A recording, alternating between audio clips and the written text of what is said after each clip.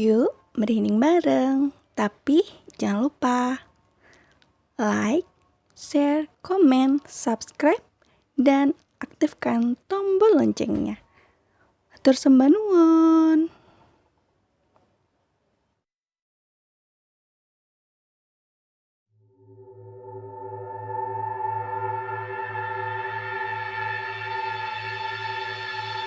Cerita ini bermula ketika aku masih sering bolak-balik opname di rumah sakit karena penyakit asma dan gejala anemia. Kejadian ini terjadi sekitar tahun 2000-an. Aku ingat betul bahwa saat itu masih duduk di bangku sekolah dasar. Namaku adalah Dava. Dari kecil harus terbiasa mandiri, walaupun sebenarnya aku seringkali merasa ketakutan. Ayah dan ibuku sudah bercerai, entah dari kapan. Bahkan aku tak pernah tahu bahwa keduanya pernah bersama. Aku tinggal bersama ibu. Namun, ya begitulah. Ibu jarang memiliki waktu bersamaku. Ia sibuk bekerja, lalu mengurus pekerjaan rumah. Hal tersebut terjadi berulang-ulang. Bukan karena tidak baik. Ia mengurusku, tetapi memang kurang memiliki waktu senggang untuk anaknya. Aku paham, ibu pasti kelelahan. Kadang setelah selesai makan malam, ia langsung tidur pulas. Pernah suatu ketika aku dirawat di rumah sakit. Memang ibu yang mengantar dan mengurus semuanya.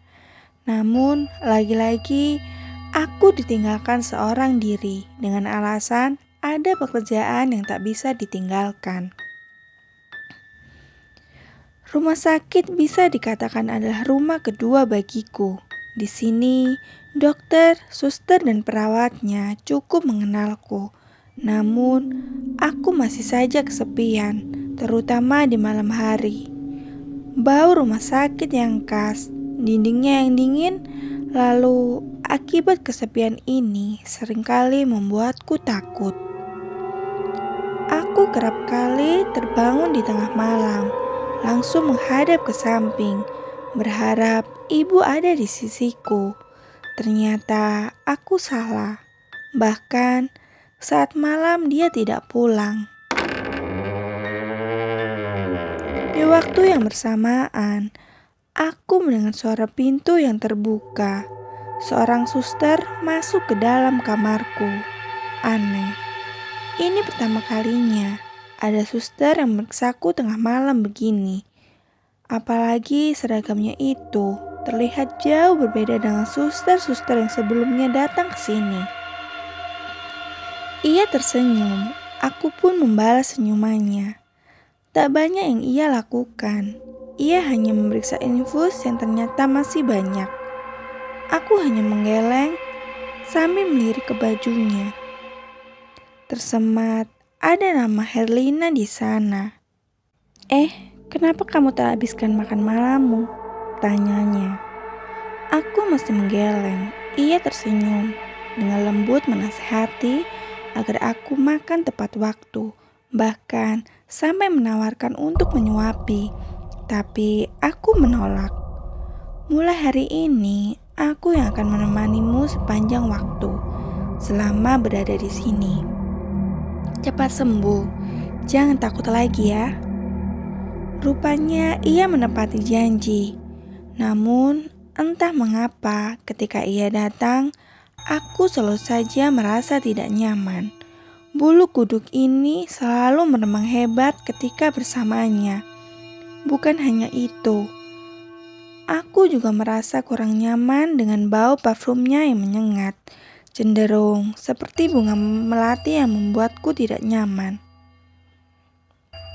Ditambah lagi, semakin bertambahnya waktu, aku melihat wajah suster Herlina semakin pucat saja.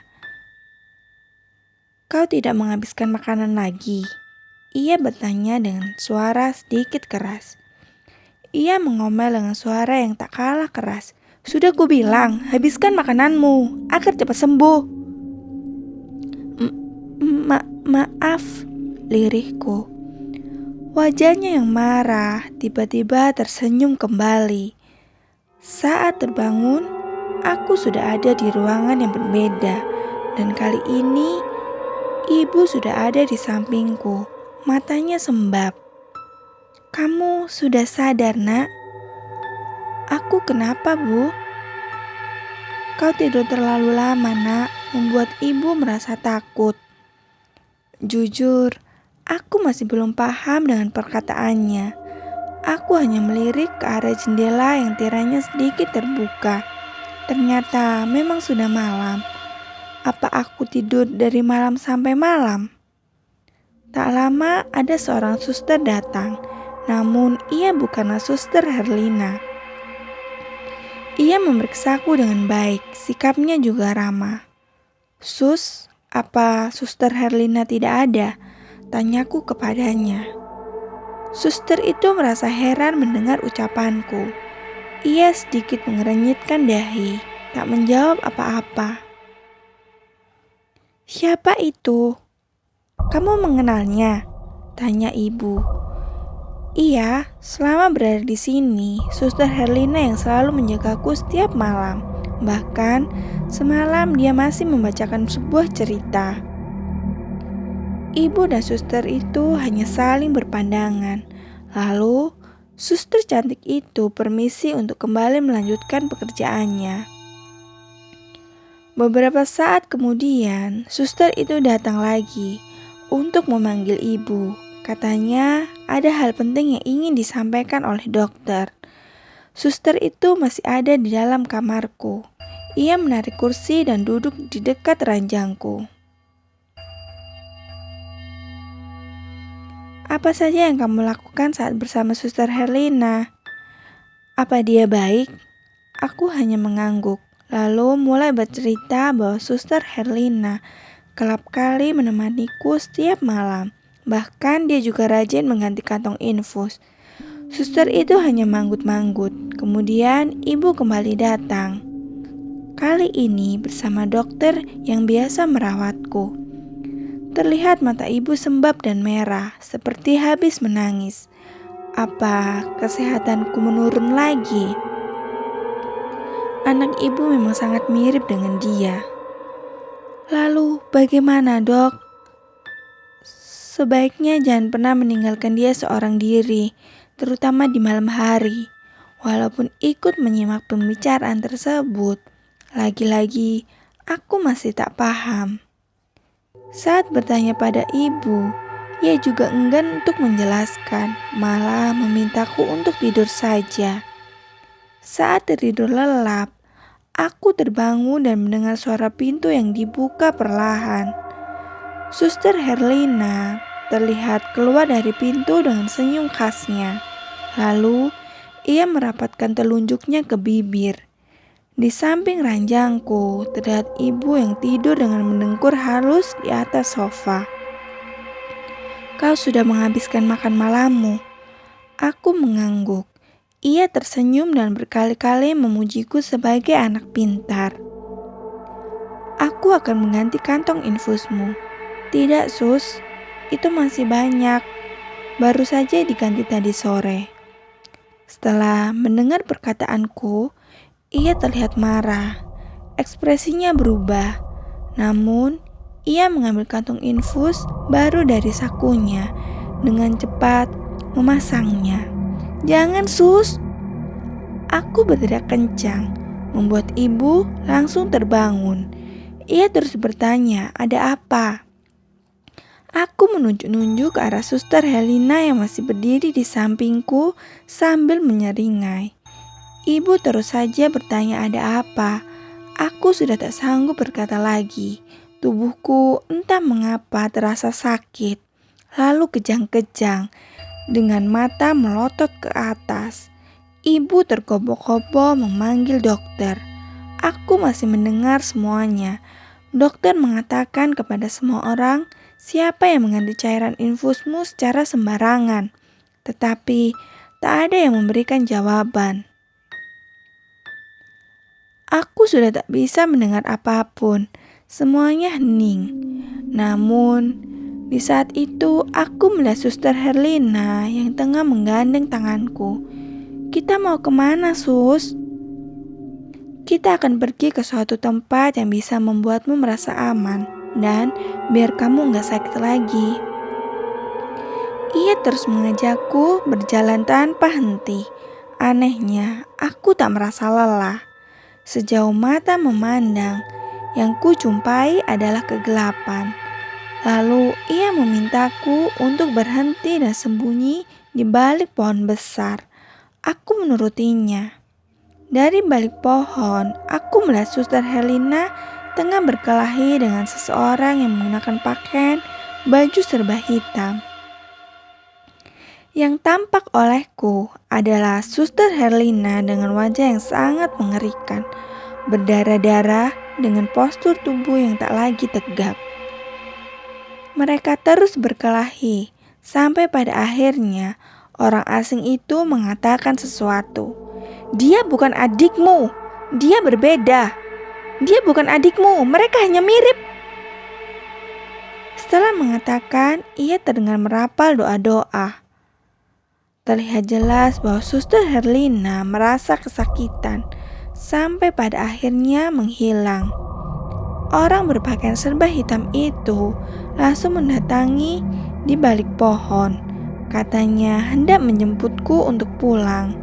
Benar saja, dalam hitungan kurang dari sedetik, aku sudah kembali ke kamar rumah sakit. Aku mendengar ibu yang terus menangis. Ada babak juga di sampingku. Ditambah keluarga yang lain yang sebelumnya tak pernah peduli padaku. Mereka tidak senang saat melihatku tersadar. Ibu dan bapak langsung memelukku bersamaan. Namun di saat itu aku masih belum mengetahui apa yang sebenarnya terjadi. Barulah beberapa tahun kemudian, saat sudah duduk di bangku SMP, ibu mulai menceritakan bahwa dulunya aku dibawa oleh roh suster yang mengira bahwa aku adalah adiknya. Kejadian itu sampai membuatku koma berhari-hari, sangat tidak wajar karena aku tidak memiliki riwayat penyakit yang parah. Jadi, lelaki berpakaian serba hitam waktu itu adalah orang pintar yang dimintai tolong oleh ibu untuk menjemputku. Katanya, adik Suster Herlina memang sakit-sakitan dari kecil. Namun di satu waktu ketika Suster Herlina pulang hendak mengambil barang-barangnya di rumah, ia mengalami kecelakaan. Beberapa hari setelahnya, adiknya pun tiada. Katanya juga, keduanya hidup sebatang kara sehingga sama-sama dimakamkan oleh pihak rumah sakit. Kendati begitu, banyak yang mengatakan bahwa Suster Herlina menjadi arwah penasaran karena terus mencari adiknya yang sudah lama tiada. Dari kejadian itu, aku sudah tak pernah lagi mau dirawat di rumah sakit yang sama. Untungnya sampai sekarang hingga menikah dan memiliki anak, penyakit lamaku tak pernah kambuh. Hanya saja masih sedikit merasa ketakutan karena aku memiliki putra yang terlihat begitu mirip denganku saat kecil. Semoga tidak pernah terjadi hal yang sama. Semoga di alam sana Suster Herlina segera bertemu dengan adiknya. Amin.